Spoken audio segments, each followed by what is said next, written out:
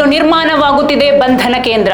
ನುಸುಳುಕೋರರಿಗೆ ಇಲ್ಲ ಉಳಿಗಾಲ, ಗಡಿಪಾರು ಭೀತಿಯಲ್ಲಿ ಅಕ್ರಮ ವಲಸಿಗರು. ಪಶ್ಚಿಮ ಬಂಗಾಳ ಸರ್ಕಾರವು ಅಕ್ರಮ ಬಾಂಗ್ಲಾದೇಶಿ ವಲಸಿಗರು ಮತ್ತು ರೋಹಿಂಗ್ಯಗಳನ್ನು ಗಡಿಪಾರು ಮಾಡಲು ದೃಢ ನಿಶ್ಚಯ ಮಾಡಿದ್ದು, ಈಗಾಗಲೇ ಅದಕ್ಕೆ ಬೇಕಾದ ಎಲ್ಲಾ ಪ್ರಕ್ರಿಯೆಗಳನ್ನು ಕೂಡ ಆರಂಭಿಸಿದೆ. ಗಡಿಪಾರು ಮಾಡುವುದಕ್ಕೂ ಮುನ್ನ ಅಕ್ರಮ ವಲಸಿಗರನ್ನು ಬಂಧಿಸಿ ಇಡಲು ಹೋಲ್ಡಿಂಗ್ ಸೆಂಟರ್ಗಳನ್ನು ಸ್ಥಾಪಿಸಲು ಪ್ರಾರಂಭಿಸಿದೆ.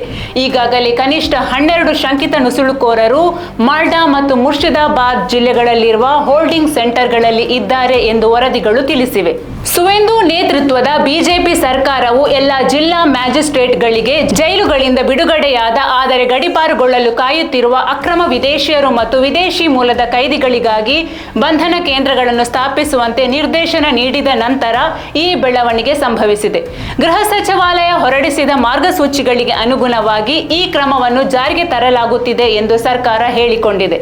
ಮಾನ್ಯ ದಾಖಲೆಗಳಿಲ್ಲದೆ ವಾಸಿಸುತ್ತಿರುವ ಅಕ್ರಮ ಬಾಂಗ್ಲಾದೇಶಿ ಪ್ರಜೆಗಳು ಮತ್ತು ರೋಹಿಂಗ್ಯಾಗಳಿಂದ ಸಾಕಷ್ಟು ಸಮಸ್ಯೆಗಳು ಉದ್ಭವಿಸುತ್ತಿರುವ ಹಿನ್ನೆಲೆಯಲ್ಲಿ ಸರ್ಕಾರ ಅವರನ್ನು ಗಡಿಪಾರು ಮಾಡಲು ದಿಟ್ಟ ಕ್ರಮಗಳನ್ನು ಕೈಗೊಳ್ಳುತ್ತಿದೆ. ಮಾತ್ರವಲ್ಲ, ಭಾರತ ಬಾಂಗ್ಲಾದೇಶ ಗಡಿಯಲ್ಲಿ ಅಕ್ರಮ ಒಳನುಸುಳುವಿಕೆಗೆ ಕಠಿಣವಾದ ವಿಧಾನವನ್ನು ಅಳವಡಿಸಿಕೊಳ್ಳಲಿದೆ.